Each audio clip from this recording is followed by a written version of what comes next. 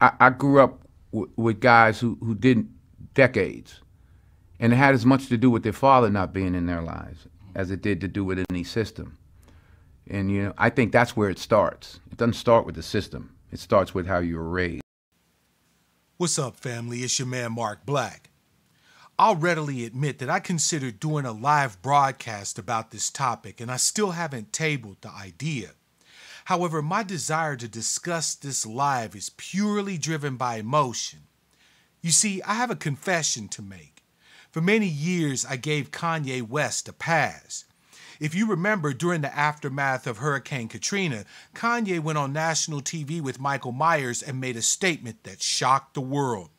He looked right into the camera and stated, "George Bush doesn't care about black people." For that brief moment, I felt as if Kanye was a modern-day prophet, delivering a worldwide Jeremiah against the evils of whiteism to the people who needed to hear it the most. Even as the years progressed and we watched Ye's blatant appeals for pale acceptance and his ultimate degradation into a black caricature, I excused him until it simply became untenable to do so. It was heartbreaking to admit that this person, who I once lionized as possibly a new black saint, revealed himself to have been thoroughly corrupted and a wholly owned subsidiary of Whiteism Incorporated. However, I'm much older now and a little more hardened against watching black celebrity after black celebrity cape for the pale people. I merely scowled at the RZA's inane interview where he shit on the same youth for dressing in the styles that his woo-wear line promoted. This time, I'm not going to scowl. I'm going to war. This time, I will not stand idly by and watch as Mr. Malcolm X, Mr. Silas Tripp himself, Denzel Washington, pisses on our heads and tells everyone that it's sunshine. Recently, Denzel has been promoting his new movie, Roman J. Israel, where he plays a lawyer who seems to be out of touch with the times. Strangely, it seems that even in fiction, life isn't without a sense of irony, as it has become patently clear that Denzel is way out of touch with the reality of black life in the real world. Hollywood, after so many years, has finally written the siren song that brought this black acting icon crashing upon the rocks. In the interview clip I played before my commentary, we hear Denzel jumping firmly and fully on the respectability politics bandwagon, like so many neo-coons before him. Before you say that my application of the epithet coon is premature, simply consider the following. If it is a truth that actors accept roles that are reflective of who they are, then Denzel hasn't been any type of firebrand for black people in a very long time. We all know about the debacle called Training Day where he plays a corrupt pig. Remember, he won an Academy Award for depicting the slimiest, most disgusting caricature of a black criminal cop ever. This whole trope was simply delightful to the pale stream media and whiteists the world over, as it simply reinforced stereotypes that had been around since Reconstruction. The idea that giving niggas any power or authority leads ultimately to corruption, murder, and mayhem is nearly as old as America. Many of you, however, didn't see his portrayal of Sam Chisholm in The Magnificent Seven. Here, Denzel puts his life on the line, similar to his role as Creasy in Man on Fire, for a bunch of pale folk. However, Hollywood never lets an opportunity to coon go to waste, and has Sam trying to convince the villain Bartholomew Bogue to repent and turn around. Yes, a man who had no compunctions about forcing an entire town to work in his mines, burns down a church, and kills anyone who speaks out isn't a villain to be shot down like a dog. He's just misguided. Denzel has let us know that for some time, if he ever was a voice for black folk, he isn't now. As much as I'd like to roast the shit out of Denzel, I actually want to address the continued belief in the idea that if we simply act like pale folk do, that they will somehow humanize us after nearly 400 years of brutality, oppression, and rapine. I'm going to hurt quite a few of us by saying this, but it has to be said.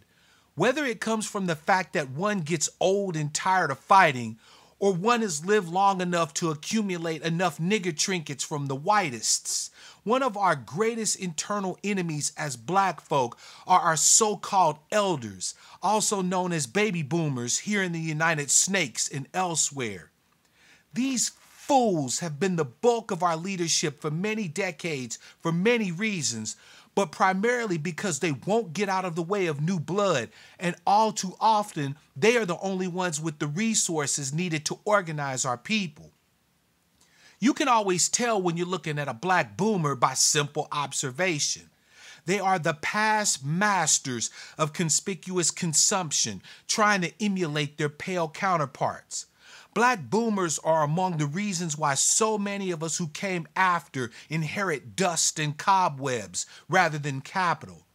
They have been the only group of black people in this country that had some brief access to our stolen capital and birthright, and have proceeded to piss it all away.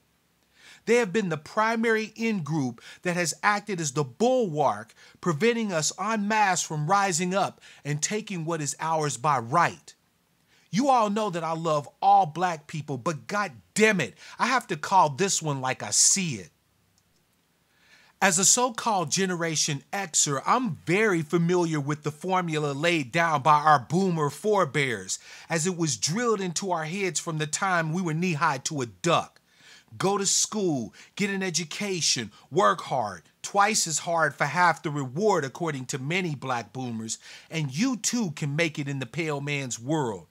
We were spoon-fed this absolute drivel from the moment we could understand English. Meanwhile, our boomer parents were blissfully chasing sex, drugs, and government jobs.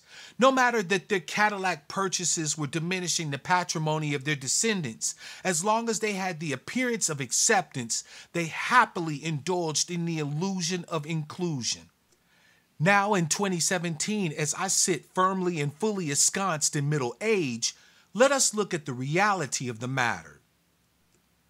After the so-called civil rights era in the late 60s through the early 80s, we watched as the alleged gains in the political sphere were hamstrung by continued regressions in the economic and social spheres. Sure, some black folk were able to get cushy government jobs. Meanwhile, the onset of offshoring sent jobs that, while never being good jobs, was the traditional entree into the lower middle class for black folk. Manufacturing jobs was a means by which even a man without a high school diploma could get some means to take care of a family. All throughout the 70s, we watched as many towns back east like Detroit, Philly, and Baltimore became dilapidated shitholes when hit with the two-piece combo of outsourcing and white flight. The first punch took away the already limited means of gathering our daily bread, and the last one destroyed the tax base, eroding infrastructure that still causes death and destruction to our people today. In the 80s, with the election of Ronald Reagan to the presidency, we watched the next iteration of whitest domination come to the fore with the creation of the cocaine epidemic. We now know, just as some of us knew then, that people like Freeway Ricky Ross weren't born, they were built. The CIA, with the full backing of the entire United States executive branch, pushed poison into our community, wreaking absolute havoc on black families specifically and the black collective generally. Denzel has the unmitigated gall to decry the missing black father, yet is eerily silent about how that began. It began with taking away the means to provide even a minimal legitimate sustenance for our families and replacing it with criminal acts.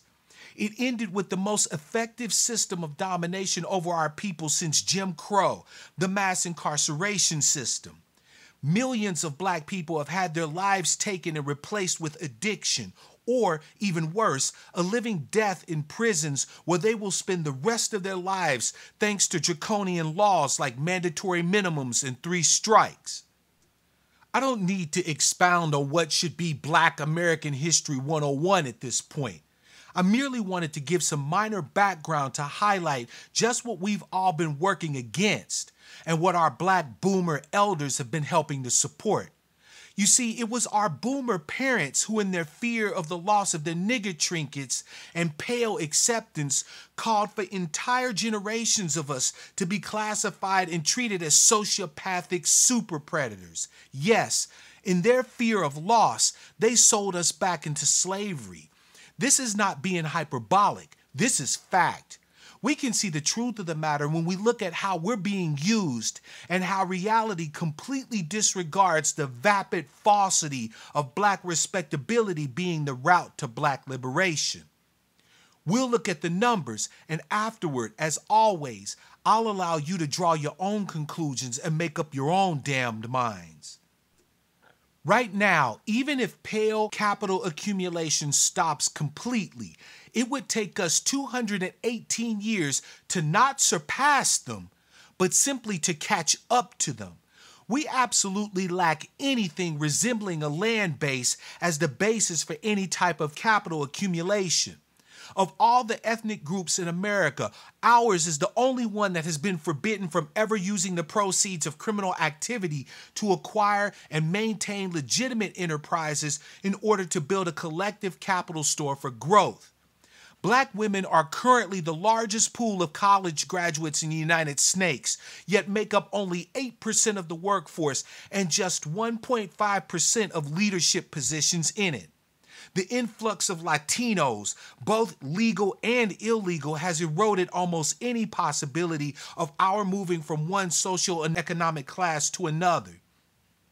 Teenage pregnancies have fallen like a stone in our communities, yet we still stand as the figurehead for single motherhood. Along with the mass incarceration of our people, we've also lost any of the minuscule political gains made in the 60s due to the disenfranchisement of felons.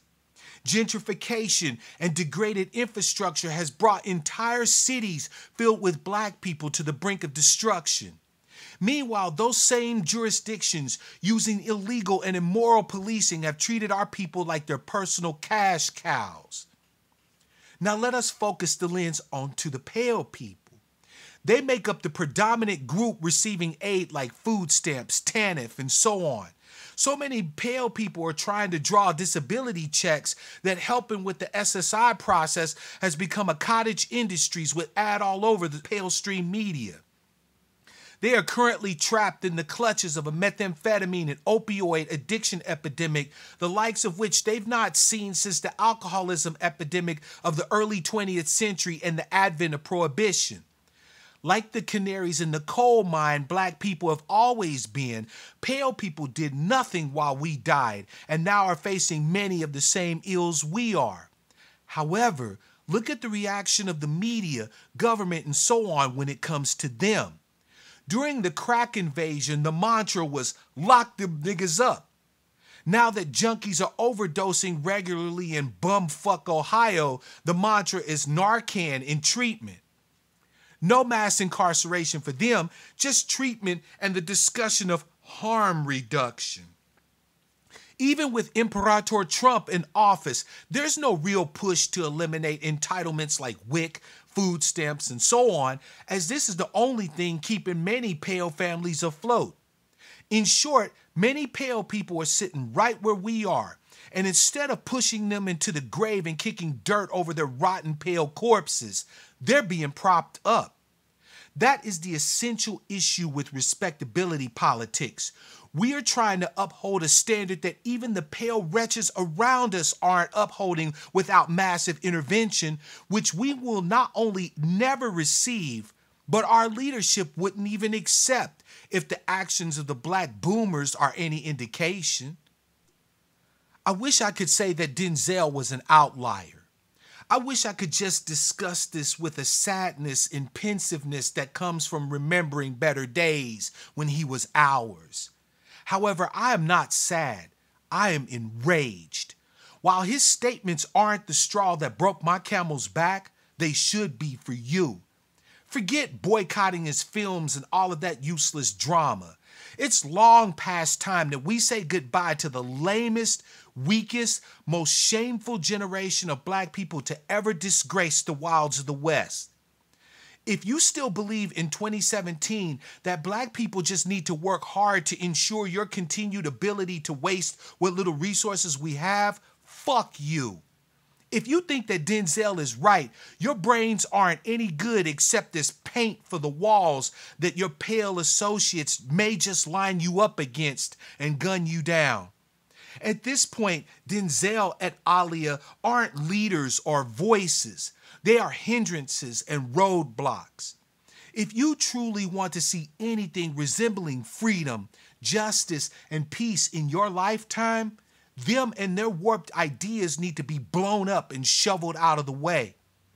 Family, we don't have time for more vapid rhetoric about doing better, bootstraps, spiritual insights, or whatever. It is time to fight and shake off the passel of parasites that have fed on us for so long. If they want respectability, let them go get it. I want the world and everything in it for us. It belongs to us, and it will be ours when we respect ourselves more than we respect anyone else. This is your man, Mark Black. Until next time, love, peace, prosperity, and power. Real power to my people.